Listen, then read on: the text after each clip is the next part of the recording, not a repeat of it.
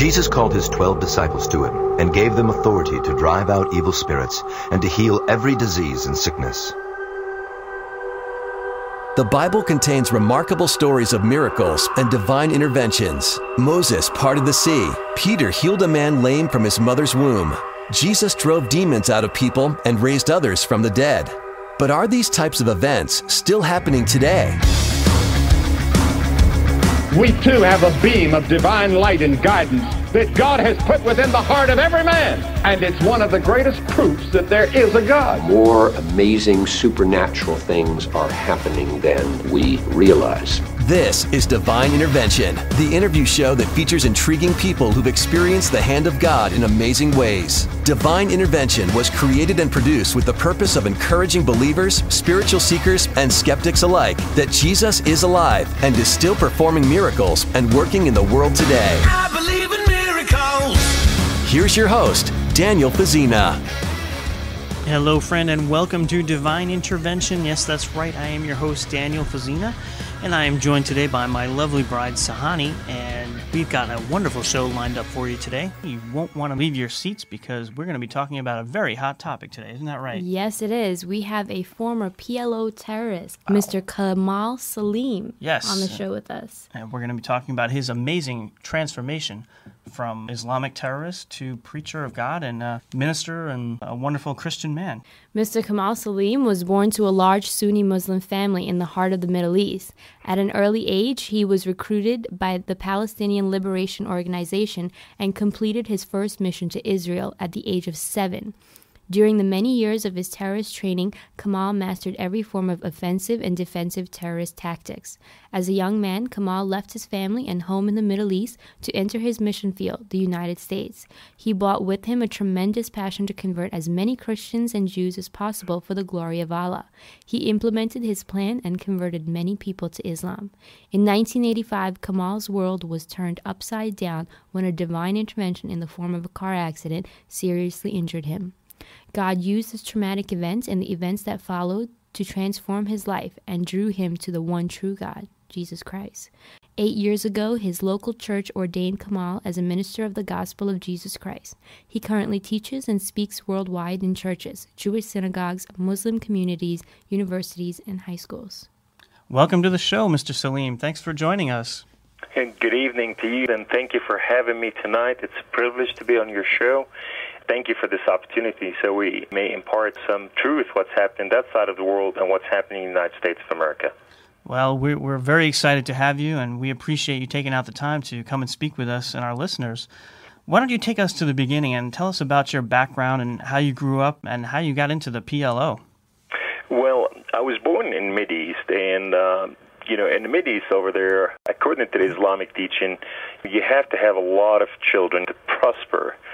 Prosperity come in as many children as you have. I have 14 brothers and sisters, and we lived in a 3-room house, a living room, bedroom, and a kitchen. Wow. You must have been very close. Yes. I'll tell you what, fighting for a corner in the house, it was victory if you can get a corner, if you're back against something. The kitchen was my favorite place because that's the only place in the house that gave freely but never asked back. It was the warmest, it was where I get fed, and that's where I started learning Islam. That's where my mother put me on the kitchen table and we recited the Quran together, and my dad was watching over us as kids and teaching us what the Quran was saying as we recited the Quran. At this little house, we didn't have a whole lot. We're definitely a poor family, and we didn't have a TV, we didn't have radio, we didn't have a lot of things, but we had Islam. We had Allah. We ate, drank, slept Islamic teaching, and with this, I understood what my future was going to be just by understanding what the Quran said. We were taught at a young age right there at the house. And one time, my mother was reading out of the Surah Al-Zilzal, out of the Quran. Surah is a book, just like Book of John. So this is Surah Al-Zilzal. So the Zilzal is the earthquake. And out of the Quran it says, فَمَنْ يَعْمَلَ مِثْقَالَ ذَرَّةٍ خَيْرًا يَرَهُ وَمَنْ يَعْمَلَ مِثْقَالَ ذَرَّةٍ شَرًّا يَرَهُ. And my mother said, whatever you do in your life, good or bad, God will judge you for it in this time and after. And so my dad stepped in. He said, based on your good or evil, God will weigh this before his throne, Allah that is, and then after that, you either go to hell or to heaven. I was a young kid at that time. I knew how devious and mischievous I was, with my brothers and sisters just to fight for a corner in the house. So I knew that I was in trouble. So I learned from the young age, Islam is work. You have to work to earn a place in heaven or whatever you may do. So it's not really a religion of faith. My cousin at that time was the Holy of Islam. He's the Grand Imam, of Islam. And also, we have many imams in my family. At that age, like I said, we didn't have TV, but I had dreams. At 6 years old, I used to have to dream, I sat on a white horse. I had double-edged sword in each hand, and I dressed in a white shorts. And that day, the enemy of Allah, the Jews and the Christians, stood up in formation to face the Muslim army. You see, that teaching come from Surah Al-Baqarah, out of the Quran, and it says, the day of Islam would not come, the day of judgment will not come until the Muslim fight the infidels.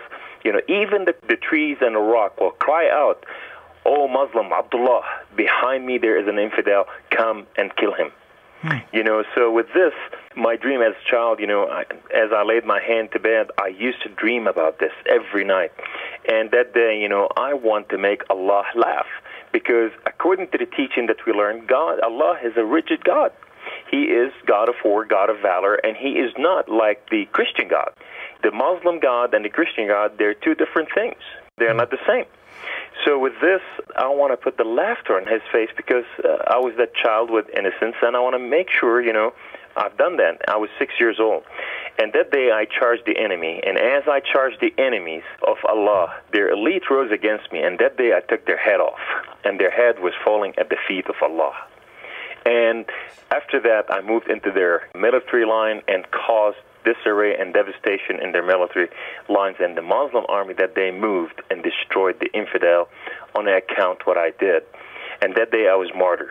And when I was martyred, I rose before the face of Allah, and Allah was laughing hilariously, and he said, only my crazy Kamal can do such a thing. And this is what I lived for as a dream as a child. Wow. This is at 6 years old you're having these dreams? Yes. Wow. Well, interesting. Bear in mind, I was not watching SpongeBob. I was not playing PlayStation. Right. I was not wearing 501 jeans. I was not telling my mom and my sisters or my brother about the girl sitting next to me in class because you don't have that. My life was Islam. I ate, I slept, Islam, Islam, Islam.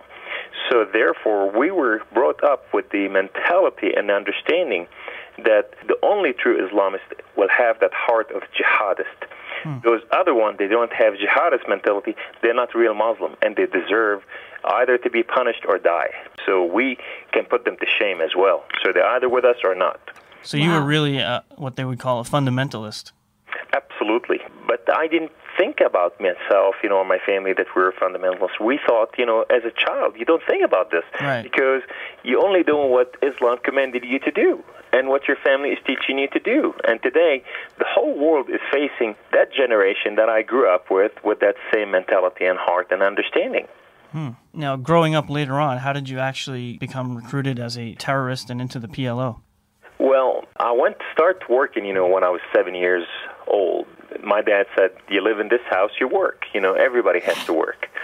So when you have to work, you have to cross through different areas, and you have to fight for your life sometime. And the Muslim Brotherhood, they were across the country, and with this, they can stand up for you and fight for you. So with this, they protected me, they stood for me several times while I was fighting other children, like gangs. So as they stood for me, I became part of them, only to know 2 months later, all of us, we joined the PLO. And I was 7 years old at that time, and the first time when I went to my first assault camp, it was the biggest playground that I ever saw.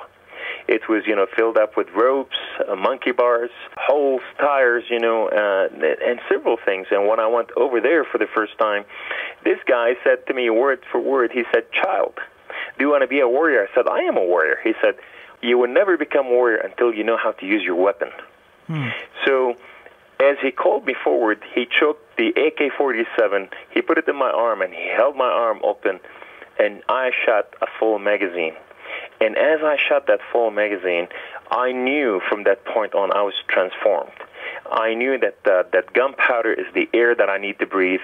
I knew that that steel is the soul of my life. This is my friend, and this is what's going to help me advance Islam. So now I'm thinking Islam in one hand as the Quran, and now I have the machine gun in the other arm, which is power. So I'm not just a warrior, but I'm a man and a warrior. You know, now I'm doing things for the glory of Allah and Islam to advance it wherever it may be. We went to the assault camp, you know, and we trained on every weapon, you know, from Dushka, from Dr. Yov, from Simonov, from Kalashnikov, from grenades, from, you know, anti-craft, from, you know, you name it. Even we did Katyusha rockets. You know, Katyusha rockets is what they hit Israel today, you know, from Gaza strips and from south of Lebanon. You know, they hit Israel with those Katyusha rockets. We trained at young age. At young age, I can shoot a mortar. I can shoot an anti-craft. I can even slit the throat because that's what I was taught. Wow. You know, so. And you were 8 years old at this time. I was 7 years old. 7 years old. Wow. And I was 7 years old. You know, and your parents knew about this and were okay with you going to this training camp? Well, at that point, you know, when my family thought that I was going for a training camp just to have fun, you know, to grow up and, you know, become, you know, advanced Muslim, you know, educated in Islam and advanced in everything, you know, so I can learn how to become man, you know. So with this, they didn't say a whole lot until I went on my first mission. I was 7 years old, and that mission that day is we had duffel bags on our back as children. And we went all the way to the Golan Heights, and we descended down all the way in tunnels underground, you know, which is went miles underground, all the way to Israel, under the, you know, to move inside Israel. And those duffel bags, they're about 50 kilo in weight, and they had AK-47 bullets. They have 9mm guns, 7mm grenade and TNT blocks and fuses. So with this, you go like, why would anybody want to send child? Why the PLO want to send children to do a mission? Why are they not sending adults? You know, a lot of the probably audience going like, that doesn't make sense, sending child. Well, the Jew don't shoot children. They don't kill children. They kill adult warriors. But the children, they will not be killed. Why? Because they're children, and they don't know that the children are up to something like this. So we rendezvous with the shepherds, and the shepherd had their sheep, you know, over their shepherdmen, and only to take those duffel bags and strap them under the bellies of the sheep, you know, and took them inside Israel to commit and do a suicide mission and different things with those. So when I came back home, I was hailed as a hero. I was hailed as a hero. My family were upset, but they're celebrating that I've done something for the glory of Allah. My mother were going, la, la, la, la, la, la, la, you know, and my neighbors and the PLO was shooting, you know, bullets in the air, you know, and I was hailed as, you know, the future hero. And I thought to myself, I was James Bond. You know, as a child, you see, you know, you think that you are something very special. And now, the highest and loftiest call for Allah, for in Islam, is to die for the sake of Allah. That's the highest call in Islam. Because Islamic teaching says you could not go to heaven until you pass hell first. And the majority of the Muslims, 99.999 will have to go hell first and purify, and after that will have to go to heaven. So therefore, you know, the only way you can bypass hell is to die for the cause of Allah in Jihad. You know, so that was something we longed for, you know. So I became a recruiter. Now I'm recruiting other children, telling them how to become a man, how they can shoot a weapon, how they can become world-changing people. These kids, they have no clue. And now they're seeing what's happening to you, and everybody wants to be like you. My next-door neighbor, his name is Muhammad. I went to his mom, Fatima, and I said to her, you know, Muhammad needs to become a man, and something has to happen in his life. I was the example that he looked up to. And I said, I can take him with me to the assault camp, and he can learn how to become a warrior. His mom gave him to me. She said, make sure, whatever you do, that you bring him back home safe and sound. So a couple months later, we went to Israel to do the same thing. We went to the Golan Heights, and we went down, and we taken those duffel bags. Only this time, when we manifested on the other side, the shepherd man and the sheep were dead. When we arrived to that area, it was an ambush. They're already aware of everything that happened, and they shot us with everything they've got, mortar, housers, and, they're everything. The Israeli military was shooting at us and trying to get us. For the first time in my life, I came to understand that child and war are not the same thing. They don't mix together. This is when I froze on my track for the first time, and I peed in my pants, and my bowel got loosed, and I froze. I didn't know what to do. I was waiting for the next bullet to hit me. This man came out of nowhere, grabbed me by my shirt, and pulled me aside. That day, I saw my friends get shot one after the other. Muhammad, the kid I recruited that I took with me, a rocket fell down, and a shrapnel went from one side of his front and went to the other side. I carried Muhammad on my back that day because I promised his mom I'll bring him alive. I thought I can bring him alive. So I ran, and I could not find the tunnels back. So we started running toward the borders to go to the green zone. And with this, the Israeli military were chasing us and shooting the kids one after the other. That day, I thought I was saving Muhammad. Muhammad that day saved my life because he took every bullet, every shrapnel, everything from my life. And with that confusion, I was so scared and I didn't know what to do. I took that hate and energy, and I directed it now toward the other kids to tell them about the Jews and the Christians, that they are murderers, that they are, that's what they did to us. This is what they do, so we need to fight them back. So now my heart, my soul, my body was sold out for the cause, because I have hate, and I saw the blood, and I saw everything. And when I went to Muhammad's mom, I said to her, he's a hero. He's standing right now today in the Firdaus. Firdaus is the paradise, with Allah, and he have his versions, and he is celebrating before Allah in the kingdom of heaven. I said, you should celebrate too, So this is my childhood. This is how it's all started. So how did you go from these covert missions to coming to the U.S.? How did that become your mission? Well, that's a very good question. As a child, many times I went to civil war. We fought the Jews in Israel. We fought the Christian in Lebanon. We fought the Russian in Afghanistan. I went and I was teaching how to shoot shoulder rockets, heat-seeking missiles. It's called B9 and B7, and so anyhow, with this, I saw myself surviving and becoming stronger and stronger. I became so powerful that I thought to myself, I became the chosen warrior, selected warrior, Allah warrior after his own heart, that nothing can touch me, And as we looked at America was the great Satan. America was the great Satan that nobody can get to it. And why is that? Why was it the great Satan? Somebody like me, they bring that giant down. So this was my goal, is to bring America down. And how do you bring such a huge giant down? You cut their feet from under them, and you bring that giant down. And how do you do that? You come to here and you become a recruiter. You start converting people to Islam, Christian, Jew, people who have no God, people just like Kamal have no family. Nobody cared about him at that time.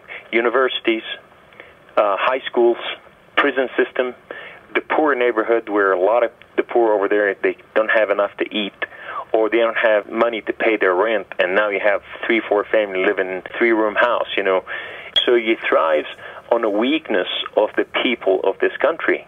And so therefore, these people were waiting for somebody to save them, because a lot of people didn't care about this. I didn't know that the Great Commission in the Christian world is to go and reach out for you, Jerusalem and Samaria and Judea, and then the whole world. So here's a Muslim come into the United States and he start knocking on people's door and say, what is your need today? Allah sent me to you. These people didn't have to buy it. They already took it because I brought food, I brought finances, I brought love. Nobody gave it to them. And these people became Muslim. And now they're doing the work of Islam to recruit other people. These families and these children will become the future, will become senators, will become congressmen, will become sheriffs, will become policemen, and someday they will fight for Islam and not for America. So coming to America, now, were you known as someone who's in the PLO and as a terrorist? And if so, I mean, how easy was it to come to America? That's another good question. You see, in Islamic Sharia, there's a Sharia called a taqiyya. What is a taqiyya? A taqiyya is a Sharia will allow a Muslim to lie under that Sharia. What is Sharia? Is a law. It's the law. Okay. So with this, what happened is when you look in the surah of the Quran, Surah Al-Ahzab, Muhammad was fighting several of the parties in his area. They were fighting against him. And he commended one of his people. He said, go and spy on these, the parties and come and tell me what's going on. And that man told him word for word, he said, Muhammad, you take people head off in a war. If I go over there and, to say I'm on your side, I have to speak against you. I can't do that. So Muhammad says, as long as your heart and your love is for Allah, Islam, and me, then you can do anything and it'll be forgiven. So when you come to something like this to America, you come as student. Let's look at those 19 men that came here to do a 9/11. Muhammad Atta and all his friends. They came here as students. They came here as innocent people, just like those 6 people that they captured just 3 days ago.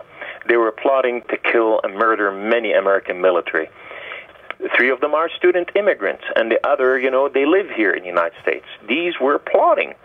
So how they hide? On the outer look, it says we're people of peace. You hide behind that peace. We worship the same God. So your religion, even the Quran says, the Christian are people of the book, and the Jewish people of the book. So why are you killing Christian and Jews?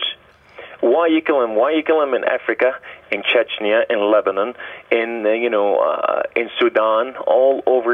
Why is this happening if they're the same people of the book and the same God? So something doesn't add up. They're saying something and they're doing something else. So in Islam, there's something called hudna. Hudna is like peace treaty, except the Muslim hudna is completely different than peace treaty. So when the Muslim come to do a hudna, and they do a peace treaty with the enemy, like Israel or whatever, the hudna, according to the Islamic teaching, the Muslim will have to break it. It's built on that. You make peace up front to rebuild and to be stronger and better, just like they did the Hezbollah in Lebanon with the Israeli. They made hudna. They did not make peace treaty. And now they're breaking this hudna. They're shooting those rockets again. They're doing, all kind of active violence. These are Islamic teaching. When I went under the Muslim Brotherhood, I was taught word for word that when you go to your enemy's country, those countries become yours. You possess the land. Their women, their finances, their children, all of it belong to you for your possession. This is the Islamic teaching that I learned as a child. So I was ready to do something like this. So when you come here, you come to the United States as a student, and they say, oh, hey, great. And some of them come as a form, they marry American women. You never see American men go into Middle East and marry Muslim women and bring them here. You see only Muslim men marrying American women coming here to the United States. Why? There's an agenda behind that. That was a PLO agenda. One time I was training in an assault camp when Yasser Arafat said word for word, he said, Jerusalem is our target. He said, it's not about the PLO. It's about fulfilling Islam. We have to cleanse Jerusalem from the blood of the Jew. We have to cleanse it out. So this is our target. Whatever we do right now is for the cause of Islam. So we learned from young childhood is to deceive, to be deceivers for the right cause. It's called white lies in Islamic teaching. So these are good lies because it's against the enemy of Islam. I have a question that probably a very difficult question, but why were you taught these things? I mean, this is obviously a very complicated thing, but can you put into your opinion why Muslims hate Christians and Jews? Well, absolutely. Islam came to correct the Jews and the Christians. Islam came to say to the Jews and the Christians that your religion is a perverted religion, and everything that you thought, you changed all this, and it's not real. Even Muhammad, on his bed of death, he said word for word, it's in the Quran, he said, today I completed the Muslim religion as the final religion. And if anyone come with anything else, it would not be accepted from him. This is his final words, So I was in Canada speaking, and as I was speaking in Canada, one of the imam challenged me, while I was speaking. I said, I don't debate, Mr. Imam. Nor I know how to debate, nor do I fight, because, this is not my style.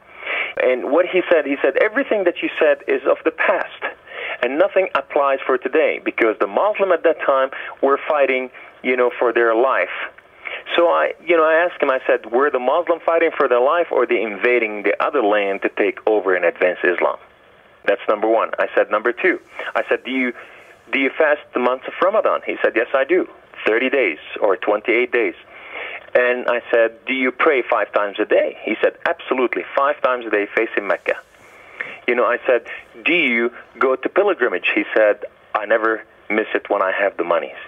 I said to him, well, this is of the past of that time too. So why do you practice it today if it's of the past? You practice one thing and the other thing doesn't apply. And he didn't know what to answer. He said, it's not the same. So basically, when you ask those imams, you say, is Hezbollah or is Hamas, are they bad people? Are they terrorists? They will never confess that, because to us, we are not a terrorist people. We are the Mujahideen. We are built and born for such time as this. We are the liberator of Islam. We are liberating the world from perversion, from lust of different religion or whatever. So we're cleansing. It doesn't matter if they're Christian, Jew, Hindus, Buddhists, Shintos, or whatever your background. If you're not a Muslim, you are not good enough, and you either become Muslim or you live by the sword. Wow. Well, this is quite a hot topic, and we're going to get to more of it in just a minute.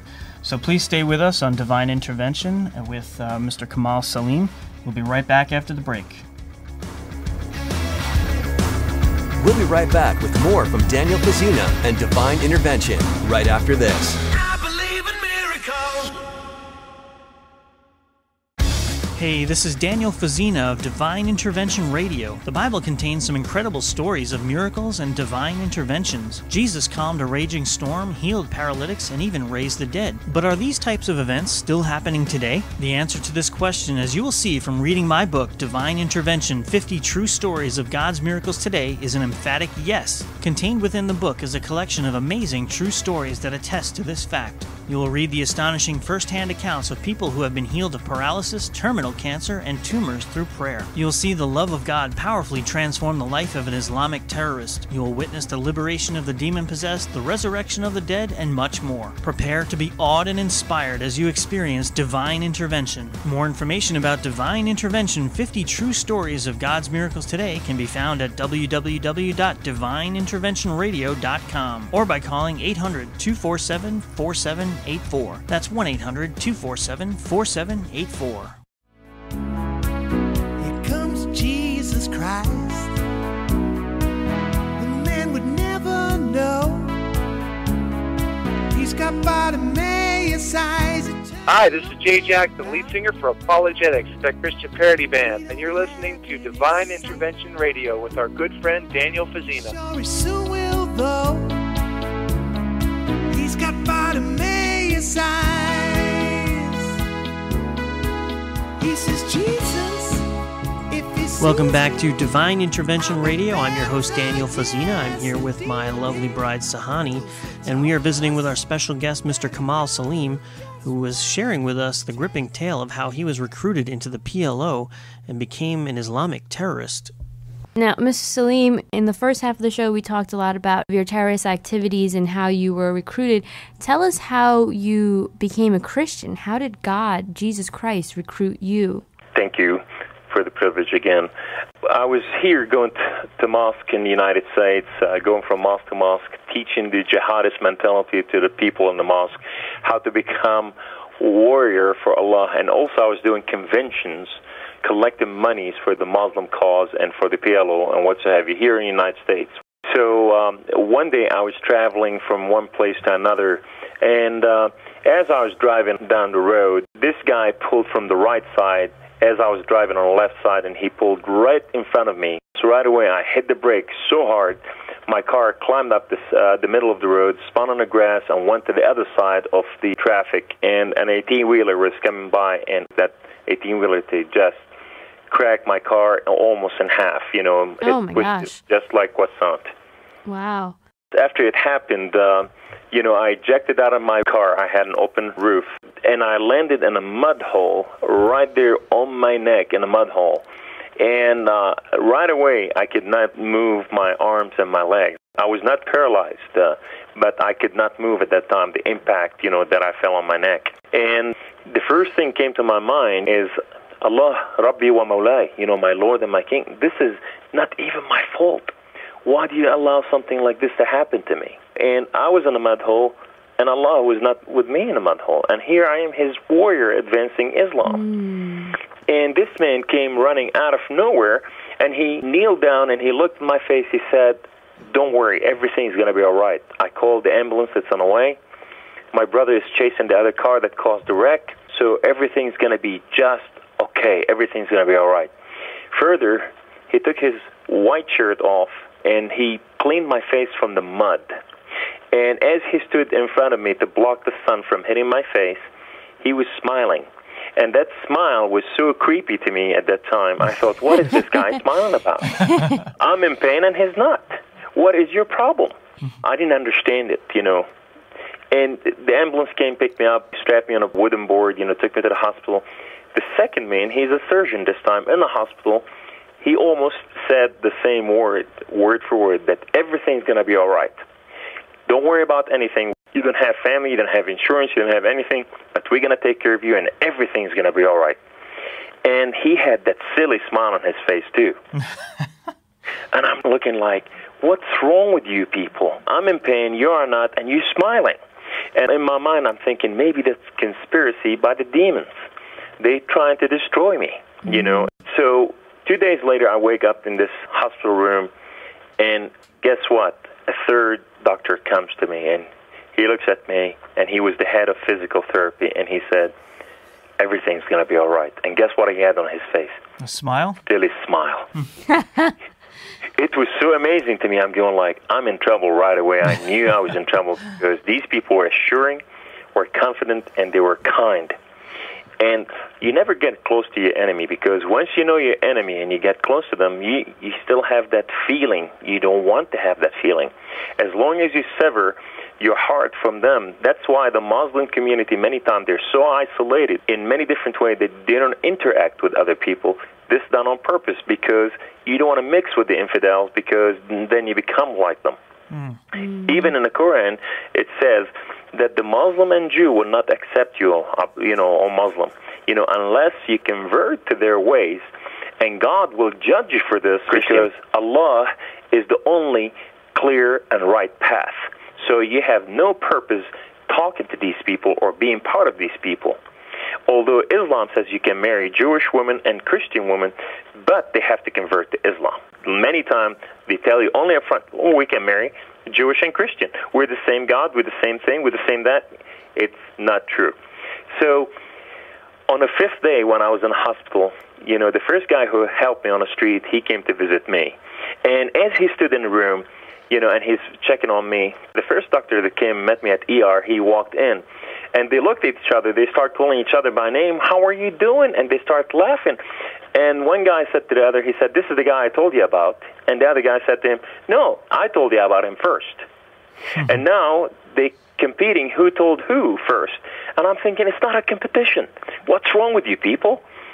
And with this, guess what? The third man, the doctor, walked in. And now they start hugging each other and telling each other that I love you. And I'm going like, oh, my God, they are not just Christian, but they're foofy Christians. They hug and they tell each other, I love you. What's wrong with you people? You don't hug another man telling him you love him. You know, and with this, they stood by my bed and they said, your bill's about $64,000 and we got to get you out of the hospital. We could not continue in here. And one of the doctors put me in his house. He gave me the choicest room in his house. His wife was head nurse at one time, and she took care of me and his 3 children. They thought I was the best thing next to Christmas. And the whole family loved me. The children would climb on the bed and touch me, and they prayed Jesus' prayer, laying their hand on me to heal me, you know. And with this, the men, little did I know that they belonged to professional Christian businessmen, and all these men would come together once or twice a week, and they put me in a circle, and they hold hands, and they pray that Jesus will heal me, that Jesus will love me, that Jesus will change my life, that Jesus will take care of me. And further, they put a huge basket at the end of the night, and many of them dropped checks in there. And as they dropped their checks, they paid off my bills. These people did not just love me, but they set the example for me. They led by example, and they never told me for once, you're a Muslim, you're an infidel, you don't deserve this life, go back home, you foreigner, or something like this. But no, they set all the example in front of me, and they love me unconditionally, and they showed me how it is done. And in my understanding, I'm thinking, these people that I hate, they're not bad people. They're good people. They're loving, they're kind, they're pure. They have not even meanest thing in their heart or in their, you know, in their system. Later on, I came to find out that Luke 6, it says, love your enemy. Bless those who spitefully hate you. Well, Islam said, treat your enemy harshly, lie for them in wait with every trick. One said one thing, the opposite, and one said love. And all of a sudden, I, start becoming a foofy hugger. Start hugging these people and tell them that I love them. Something came to me. It's only from a sci-fi movie. Have you seen The Blob, the movie long ago? One of my favorite movies. You remember that monster when he grabs somebody and starts taking them in, and now one leg goes in, now the second one, and they're kicking off and they're trying to get freed away from all this, only to be devoured by this big monster. This monster became love. It was the biggest monster I ever faced in my life. And that monster I could not fight, because how could you fight love? Even Jesus in the Bible said, the greatest commandment I give you, the greatest, is to love one another, that everybody may know that you are mine. Amen. Amen to that. He sealed it right there. And these people did what they did. And now, one day, the doctor said to me, now you can go home. You have the keys to our house. You have the keys to our car. I babysat for them. They took care of me. They paid my bills. They bought me a used new car. They put me back on my feet. And when I went to my apartment for the first time, I was so confused. Who is real and what is real? What is reality? Is Islam reality, or is Christianity reality? And with this, the confusion was so horrific to me, I didn't know what to do. But what I learned from the Christian, they are relational. They have relationship with God. They speak to God. They hear from God.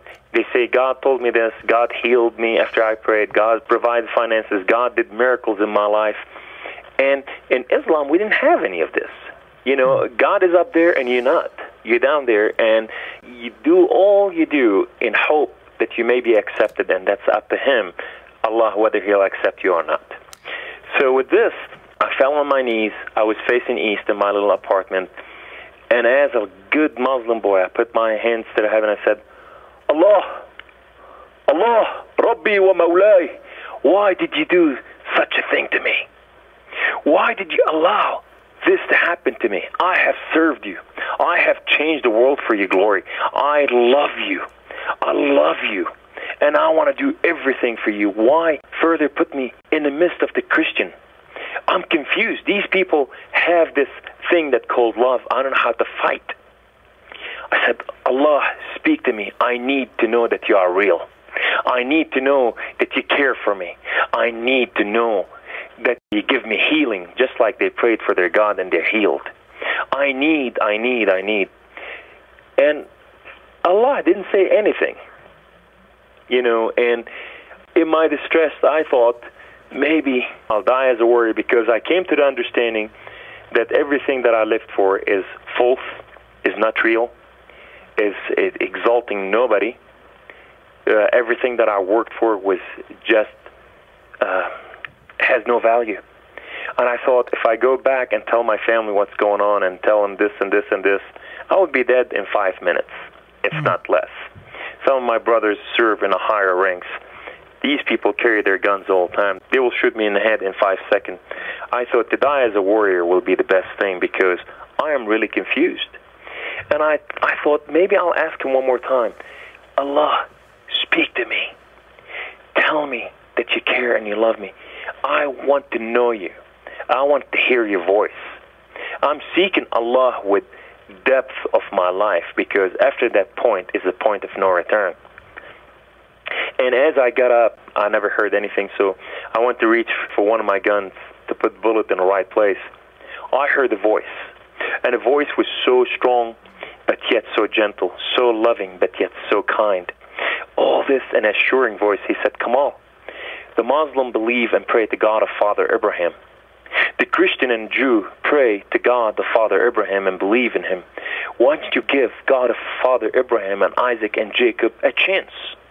When I heard this, and I knew it was so real, and I was trying to hold everything, every thread of life there, I didn't need that invitation twice. I fell right on my knees, facing the east, and I put my hands up to the heaven and said, God of Father Abraham, if you are real, speak to me. Speak to me. That's all I had to ask. All of a sudden, my eyes were open. My heart was open. My ears were open. I can hear. I felt like Pinocchio. I'm a real boy. All of a sudden, things are changing. I'm a real boy. I'm a real boy. And as I spoke, I saw him. I saw the wind engulfing him and praising him. I saw the trees of the earth just shaking from end to end, singing praises to his name. I heard the birds of the earth exalting him and giving him exaltation and praises. And I said, who are you? He said, I am that I am. I said, what is that supposed to mean? He said, I am the Alpha. I am the Omega. I am the beginning. I am the end. I am everything that is in between. I have created you. Before I have created the foundation of the earth, I have known you, and I have called you by name, and I have formed you in your mother womb. You are my warrior. You are not the warrior. Rise up. As I rose up, my body was intact. I had a miracle healing for the first time in my life through this God that I never known before, and all of a sudden, I knew that he was Christ, the Messiah, the Son of the living God. All of a sudden, I knew that he is my Lord and King. All of a sudden, I knew he is the God who speaks and who lives and who reigns. His kingdom is everlasting. I said to him, I will live and die for you, my Lord. He said, do not die for me. I have already died for you that you may live. So I don't have to be a martyr again. I said, I will go and pull them by the skin of their teeth. By their eyelashes I will pull them in and make them Christians. He said, the harvest is plentiful. The workers are few. Be an ambassador of mine. I started jumping up and down. I'm the ambassador of God. I am the ambassador of God. I am the ambassador of God. How do I know he's God? Because there's no other God spoke.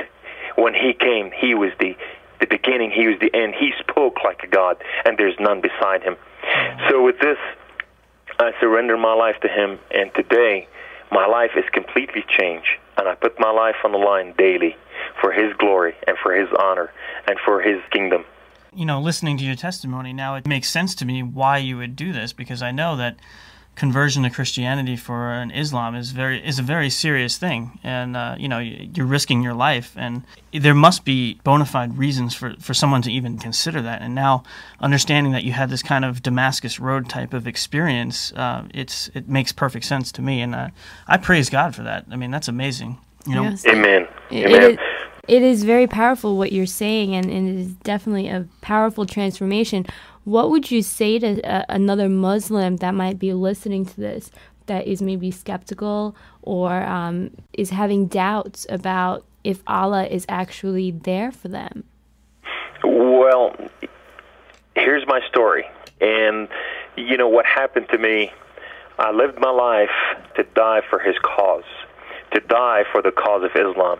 Today, I live my life to live for the truth and the light and the way and the path, you know, that God put before us. And it's only just not far. It's really right there in front of them. All they have to do is say, God, Father, or if they don't speak Father because they don't believe that he's a Father, they believe he's a God.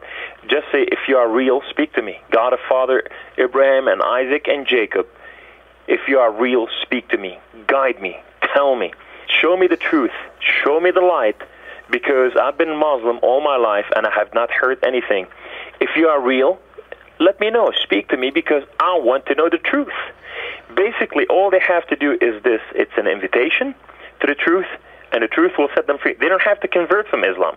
All they have to do is call on God of Father Abraham and Isaac and Jacob and let go and let God, and he will show them things beyond their expectation. But the other part is the Christian body, the Christian church, is asleep. If you only know, my brothers and sisters out there, how strong, how, you know, the weapon of our warfare is not carnal. We don't walk in a religion. It's a lifestyle. In him we live and move and have our being. Mm-hmm. You know, our life is about him, and when we walk in him instead of walk beside him, he said he is the Word, and when we walk in the Word, now God will cause us awakening. That's where my ministry called Qum. Qum is an Aramaic word for the word arise. The church has to arise and wake up and be fulfilled in the promises of God.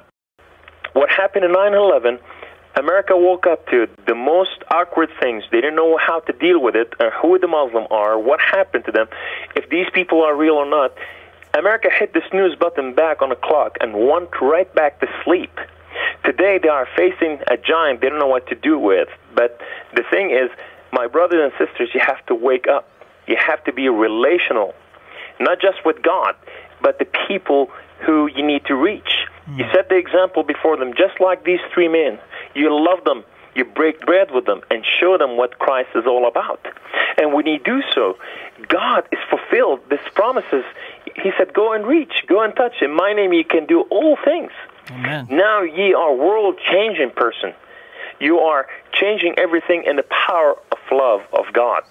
You walk in his light. Ephesians 5:13 will become so strong. The light of God will consume you. The Word of God said in 2 Peter, he does not wish for anybody to fall, but everybody to come to repentance before God. Right. So we have to do this, because if we don't do this as Christ, you know, as his church, who will do it? If we don't send some people, who will? So that's number one. Number one, we have to start knocking on these people's door and start saying, come. The second one is we start praying for these people. The Word of God says, the effectual prayer of the righteous man availeth much. Mm-hmm. God does not lie. When he said, pray and knock and seek and ask, I will give it to you. The same thing. Now, when we start praying and doing this in the name of God, God will open doors before us that no man can shut. That's what the promises of God. That's awesome. And I actually stayed with a Muslim family in France for a while when I lived there. They were Tunisian, and this guy was my age, and his best friend was Algerian.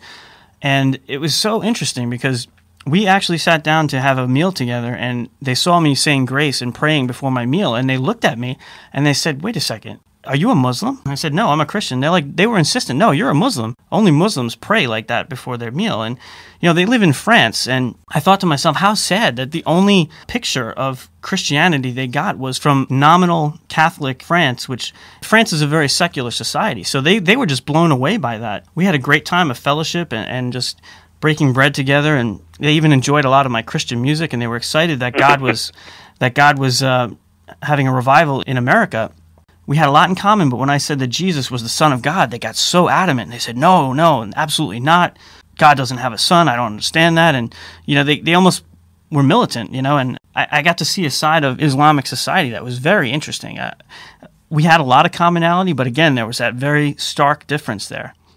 You know, The Muslim will love you as long as you're following their way. If you waver outside of that, then you become an enemy, and they separate themselves from you. There's two kinds of Islam, and we gotta ask ourselves, where is the hate come from these jihadists? These jihadists are practicing Islam according to the latest teaching by all the Imam movement. At that time, we were kids and we learned all this. Today we're advancing Islam, and we have to finish what our brothers didn't finish. Like in Europe, we need to possess the land. We have to take everything. They're calling for Khalifa from Turkey to rise up, and now Turkey is starting waking up to attacking Christian. And the Muslim today are, with the fundamentalist jihadist understanding, trying to take over all the place. So therefore, you say, well, who is the other kind of Muslim? The peaceful one. These are the one, they are non-practicing Muslim. These are, if they practice in Islam, they're going out to Islam for Eid al-Aqsa, al-Adha, and Eid, for Hajj. Those, just like Christmas and what have you, they're just going in those events. These are non-practicing Muslim today. These people, they have no animosity against Christian. They have no hate against Jews. They have no murdering spirit about them. But these other ones, they are really practicing hard, because Islam does not waver from what it says. If you read the Quran, it's black and white. And if they said that it doesn't apply, it's in the past. Well, Muhammad says you do not waver from anything. Nothing changes. That's why there's Sunnis and Shiite. The Sunni believe the Quran is the same yesterday, today, and tomorrow. So therefore, if you change anything, it does not apply. So when they say to you, this is of the past, it doesn't apply today, that's not true. They're just making a taqiyya with you, which is they're buying time. The other people, they don't care. All they want is a good future. They want to send their children to college. They want to have good life. They want to advance in life. And these are the ones, they're peaceful ones. So you really have to educate yourself, who are the Muslims. If we don't educate ourselves as a Christian community, as Jewish community, then we're going to lose ground, because these people are not wasting time. Today, since 9/11, there's over 3,000 mosques been built in the United States, funded by the Wahhabi lobbyists out of Saudi Arabia. Saudi Arabia is pouring over $1.2 billion a year in the United States to build Muslim centers and mosques. Tell me how many new church opened since 9/11. Did we have 3,000? I don't know. What really hurt me so much when I became Christian, is today you see in Fairmont Hotel and Ritz Hotel, you see mosques. They open mosques for the Muslim. But where you go, like, where is the Christian temples beside the church? Any places in the hotels or in government or any place, you don't find anywhere, but you find a temple in the hospitals where people are dying. And that temple is open for everybody, and that's the only place you find, other than church Christian, are sitting and praying for the life of their people. I'm going like, you got to wake up and smell the hummus, because if you don't, you're going to eat hummus for lunch and breakfast and dinner. That's an interesting analogy. Now, you have a new book coming up, is that right? Yes, I have a memoir coming out. It's an autobiography, and it will be out soon. Also, I have a documentary. It's called In Red Chair. Every Soul Has a Story. And I have a website. It's Koome Ministries, Koome Ministries with an S.com. All right, thank you so much. Our special guest has been Mr. Kamal Saleem. I hope this episode of Divine Intervention has encouraged you to know that God is real and still working in the world today. Take care and God bless. You've been listening to Divine Intervention with your host, Daniel Fazina. You can email Daniel at divineintervention@mail.com. That's divineintervention@mail.com. All programs of Divine Intervention are available online at divineinterventionradio.com. That's divineinterventionradio.com. Join us next time here on Divine Intervention.